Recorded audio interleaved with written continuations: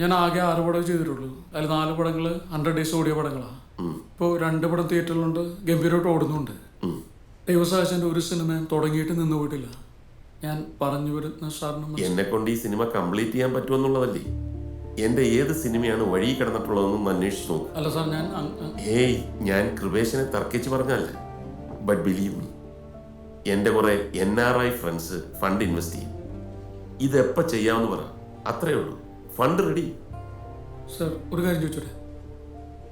ആ,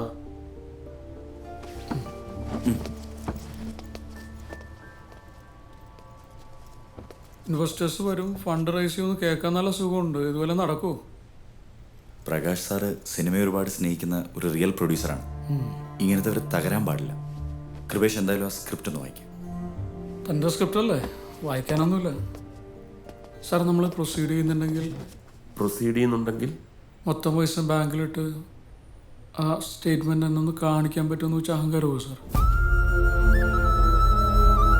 ഇല്ല, ഒരിക്കലല്ല. ഓക്കെ, എന്നാൽ നമുക്ക് ഇരിക്കാം സാർ. അരുൺ, ജിബി സാർ, ഞാൻ നേരത്തെ പറഞ്ഞ പോലത്തെ ടഫായിട്ടുള്ള സ്റ്റെപ്സ് ഒന്ന് കാണിച്ചേ. പുല്ല് സാർ എന്നെ സമ്മതിച്ചു. ഇങ്ങനെയൊക്കെ ബോധിപ്പിക്കേണ്ട കാര്യമുണ്ട്. നമുക്ക് വേറെ ആളെ നോക്കാം. ഞാനിപ്പോൾ ഒരു സക്സസ്ഫുൾ പ്രൊഡ്യൂസർ അല്ലല്ലോ. അതുകൊണ്ട് എവിടെ ചെന്നാലും ടോർച്ചറിങ്ങും ഓവർ റൂളിങ്ങും ഒക്കെ ഉണ്ടാവും. ഇയാളെ വെച്ച് പടം ചെയ്താൽ ഇപ്പം നമ്മൾ സേഫാണ്. അത്യാവശ്യം സാറ്റലൈറ്റ് റൈറ്റ് ഉണ്ട്, ഓഡിയനുണ്ട്. അതിനേക്കാൾ ഉപരി നമ്മുടെ കയ്യിൽ ഒതുങ്ങുന്ന ബഡ്ജറ്റിൽ പടം തീരും. എന്നാലും ബാങ്ക് സ്റ്റേറ്റ്മെന്റ് ഒക്കെ ചോദിക്കാന്ന് പറഞ്ഞാൽ അയാളുടെ നിലനിൽപ്പിനെ കുറിച്ച് ബോധേഡാവുന്നു. അങ്ങനെ കണ്ടാൽ മതി.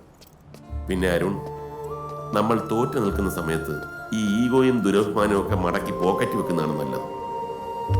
അനുഭവത്തിൽ നിന്ന് പറയുക. ഹലോ പ്രതീഷ്. ആയിടോ, അന്ന് ഞാൻ പറഞ്ഞ പോലെ മറ്റന്നാളാണ് തനിക്ക് ഷൂട്ട്. താൻ ഫ്രീ ആണല്ലോ അല്ലേ? ആ, ഫ്രീ ആണ്. ആ, പിന്നെ നമ്മൾ തുടങ്ങുന്നത് ഡ്യൂറ്റ് റൗണ്ടിലാണ്. ആ കൃഷ്ണനോണി ഇല്ലേ, പുള്ളിയാണ് തൻ്റെ ഒപ്പം ഡ്യൂറ്റ് പാടുന്നത്. പിന്നെ സിനിമാ പാട്ടല്ല, ഇപ്രാവശ്യം പുതിയ വരികൾ 2 പേരും കൂടി കമ്പോസ് ചെയ്തോണം പാടാൻ, കേട്ടാ? അയ്യോ, ട്യൂൺ കമ്പോസ് ചെയ്യാനൊന്നും എനിക്ക്. നിങ്ങളൊരു കാര്യം ചെയ്യും, 2 പേരും കൂടി ഫോണിലൊന്ന് പ്ലാൻ ചെയ്താൽ മതി. ഞാനിപ്പോൾ തന്നെ വരികൾ അയച്ചു തരാം, ടെൻഷൻ അടിക്കണ്ട. ഓക്കെ ഓക്കെ, ശരി എന്നാൽ.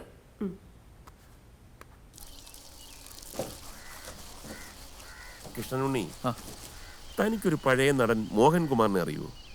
മോഹൻ എൻ്റെ അടുത്ത സുഹൃത്താണ്. ഇപ്പോൾ ഒരു സിനിമ അത്യാവശ്യം ഹിറ്റായതുകൊണ്ട് അയാൾക്ക് കുറെ ഉദ്ഘാടനങ്ങളും പരിപാടികളൊക്കെ ഉണ്ട്. തനിക്കൊരു 2 മാസം മോഹൻ്റെ കൂടെ നിൽക്കാൻ പറ്റുമോ? ഇന്നാളും ഞങ്ങൾ തമ്മിൽ സംസാരിച്ചിരുന്നു. പക്ഷെ ഇന്നിപ്പം എന്നോട് ഇങ്ങോട്ട് വിളിച്ച് ചോദിച്ചിരിക്കുക. ഈശ്വരൻ അനുഗ്രഹിച്ച ഒരു പ്രോജക്റ്റ് എനിക്ക് പെട്ടെന്ന് തന്നെ ഓണാവും. അല്ല, അപ്പം ഇങ്ങോട്ട് തിരികെ പോരുകയും ചെയ്യാം. സാറേ, സിനിമയിലൊരു പാട്ട് കിട്ടാൻ ഒരുപാട് നടന്നിട്ടുണ്ട്. അതിനുവേണ്ടി സാറിൻ്റെ കൂടെ കൂടിയത്.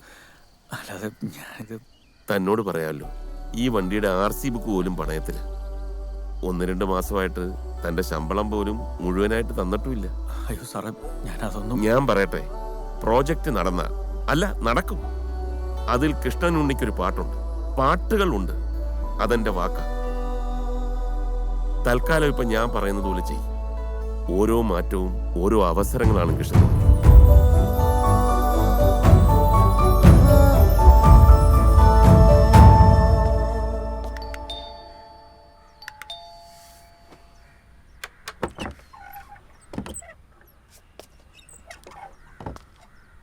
ആരാ? കൃഷ്ണനുണ്ണി. പ്രകാശ് സാറ് പറഞ്ഞിട്ട് ഡ്രൈവിങ്ങിന്. അതിന് നാട്ടുകാരൊക്കെ കൂട്ടി വന്നിരിക്കുന്ന എന്താ? അയ്യോ, ഇവരെൻ്റെ കൂടെ വന്നതല്ല. ഞങ്ങള് നായർ സർവീസ് സൊസൈറ്റിയിൽ നിന്ന് വരിക.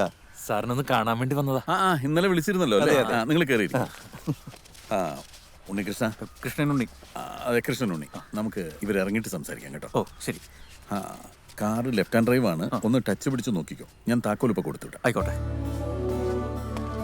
കുമാരിയമ്മേ, ആ താക്കോൽ എടുത്ത് കൊടുക്ക്.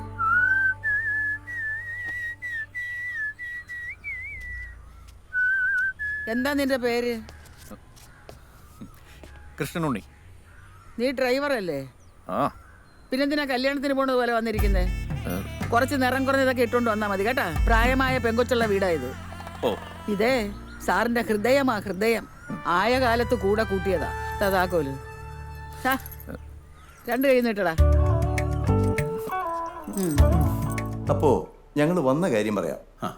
അടുത്തതിന്റെ പിന്നത്തെ ഞായറാഴ്ച മോഹൻ ഒരു സ്വീകരണം രാമവർമ്മ ക്ലബ്ബിൽ വെച്ച് തരാനായിട്ട് യോഗം തീരുമാനിച്ചിരിക്കുക. അത് വേണോ? അത് വേണം.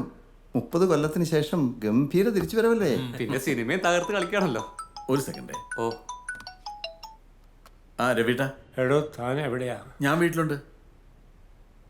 എന്താ രവിട്ട ശബ്ദമല്ലായിരിക്കുന്നത്? ആ, ഇത്തിരി കുഴപ്പമുണ്ടോ.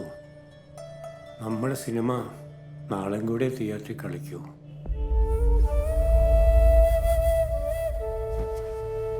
മറ്റന്നാൾ ക്രിസ്മസ് പടങ്ങൾ വരുമ്പോൾ കളിക്കാൻ തിയേറ്ററില്ല അത്രേ. എല്ലാ സെൻറ്റേഴ്സിലും അത്യാവശ്യം കളക്ഷൻ ഉണ്ട്. ഫാമിലി ഓഡിയൻസ് നന്നായി കയറി വരുന്നുണ്ടായിരുന്നു. രവിയേട്ടൻ ഡിസ്ട്രിബ്യൂട്ടേഴ്സിനോടൊന്നും സംസാരിച്ചില്ലേ? അവരിതൊരു ചെറിയ ഫില്ലർ പടമായിട്ട് മാത്രമേ കണ്ടിട്ടുള്ളൂ അത്രേ. അതുകൊണ്ട് 2 ആഴ്ചയ്ക്ക് തിയേറ്റർ ബുക്ക് ചെയ്തിട്ടുണ്ടായിരുന്നുള്ളൂ. ഇപ്പോഴും നല്ല കളക്ഷൻ ഉണ്ടല്ലോ രവിയേട്ട. സങ്കടമായിട്ട് വയ്യടോ. ഞാൻ പിന്നെ വിളിക്കാം. പറ്റിയാൽ നമുക്ക് നാളെ വൈകിട്ട് കാണാം. അടുത്ത ഞായറാഴ്ച നമ്മൾ പല തിയേറ്ററുകളിലായിട്ട് 1200 ടിക്കറ്റുകൾ ബുക്ക് ചെയ്യുന്നുണ്ട്. ഇതുവരെ കാണാത്ത അംഗങ്ങൾ താല്പര്യമുള്ളവർ കണ്ടോട്ടെ. മോഹൻ എന്താ വല്ലാതിരിക്കുന്നത്? ടിക്കറ്റ് എല്ലാം ഞങ്ങൾ പേ ചെയ്തെടുത്തോളാം.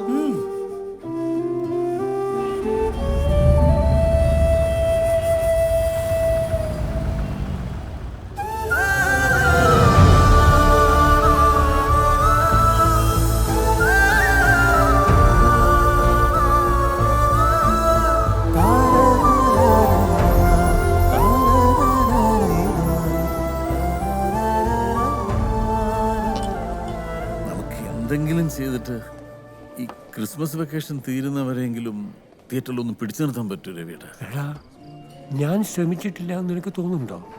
ഓ, അതല്ല, തിയേറ്റേഴ്സ് എല്ലാം ഓവർ ബുക്ക്ഡ് ആണ്. അതങ്ങനെയാ. ഒരു വർഷം 160-ൽ പരം സിനിമകളല്ലേ ഇറങ്ങുന്നത്. കണ്ടവരും വിളിച്ചവരും ഒക്കെ പറഞ്ഞു എന്നെ ഒരുപാടങ്ങ് മോഹിപ്പിച്ചു.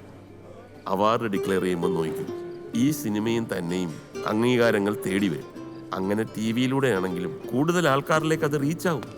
ഹലോ, എന്താണ് കണ്ണ് കണ്ടൂടെ? എന്താ എന്നെ മനസ്സിലായില്ലേ? ഹംസ രണ്ടത്താണി. മനസ്സിലായില്ല.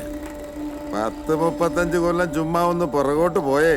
തന്റെ വിളയാട്ട് കാലം മദിരാശിയില് നമ്മുടെ അനിയച്ചാര് ചെയ്യണ കണ്ടൊരു സിനിമ സംവിധാനം ചെയ്യണമെന്നൊരു പൂതി തോന്നി.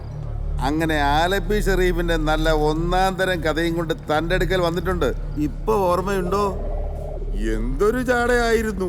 തമിഴ്, ഹിന്ദി എന്നൊക്കെ പറഞ്ഞു. എന്നിട്ടിപ്പോ എന്തായി? ഞാനേ കഴിഞ്ഞ ദിവസം കാറേ പോകുമ്പോ പോസ്റ്ററിൽ തന്റെ തല എന്താണെന്ന് കണ്ടു കളയാമെന്ന് പറഞ്ഞ് പടം കാണാൻ പോയി. എന്നാ കൊണാപ്പ് പടവാടോ. പൊലിഞ്ഞ കഥയും നാടകക്കാരൻ തോറ്റുപോണ അഭിനയവും തനിക്ക് കണ്ടിട്ടൊന്നും തോന്നിയില്ലേ? അറിയാൻ മേലാഞ്ഞിട്ട് ചോദിക്കുക. സിനിമ മാറിപ്പോയെന്നും താൻ അറിഞ്ഞില്ലേ? തന്റെയൊക്കെ കാലം കഴിഞ്ഞടോ. വേണ്ട വേണ്ട,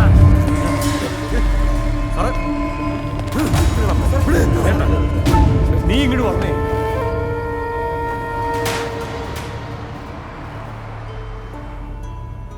ഒരു പരിചയമില്ലാത്തവർ നമ്മളോട് എന്ത് പറഞ്ഞാലും എന്താ സാറ്? വഴിയെ പോകുന്ന വേസ്റ്റൊക്കെ എടുത്ത് തോളത്ത് വെക്കാൻ മനസ്സിലാവുന്ന നമ്മളങ്ങ് വിചാരിച്ചാൽ പോരെ? നീ കേട്ടു അയാൾ പറഞ്ഞു. ആരെന്ത് പറഞ്ഞാലും സാറിൻ്റെ ഒരു ക്യാരക്ടർ കളയാൻ പാടുണ്ടോ? സാർ ഉഗ്രൻ നടനല്ലേ? ഉഗ്രൻ നടൻ?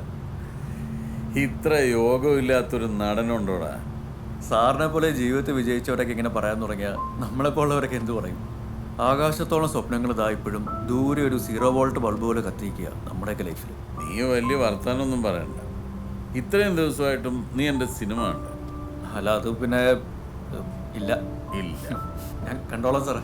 എന്നാ നേരെ തിയേറ്ററിലേക്ക് വിട്ടോ. ഇപ്പോഴോ? ആ, ഇപ്പം തന്നെ. എൻ്റെ സിനിമയുടെ അവസാനത്തെ ഷോ ആടാ ഇന്ന്.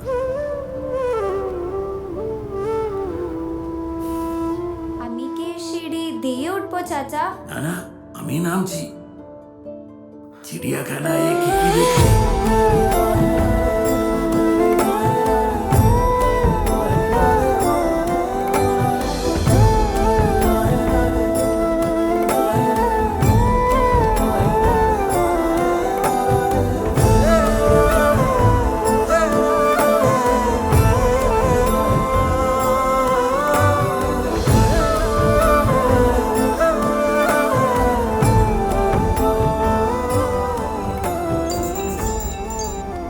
ഹലോ ഹലോ കൃഷ്ണനുണ്ണി അല്ലേ ആ.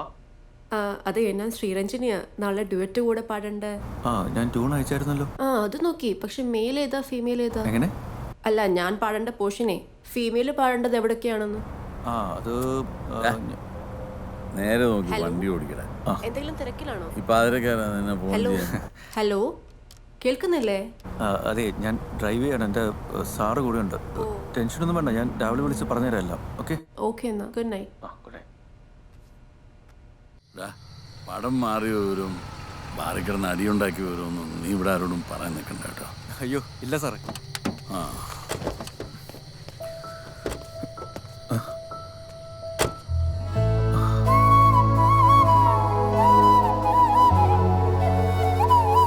ഹേയ് ഇതാരാ?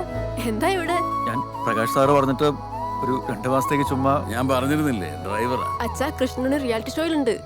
നാളെ ഞങ്ങൾ ഒരുമിച്ചാ പാട്ട് പാടുന്നത്. അതെ.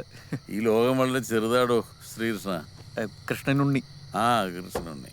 നീ വാ, നമുക്ക് വല്ലതും കഴിക്കാം. അയ്യോ വേണ്ട സാറേ, വീട്ടിലെടുത്ത് വെച്ചിട്ടുണ്ടാവും. Good night. Good night. മോള് വാ. ഡ്രൈവറൊന്നും ഇല്ല കേട്ടോ, വെറുതെ കുറച്ച് ദിവസത്തേക്ക് ഇങ്ങനെ. അത് മനസ്സിലായി. അതിനിപ്പോ എന്താ? ശരി എന്നാ, ഗുഡ് നൈറ്റ്.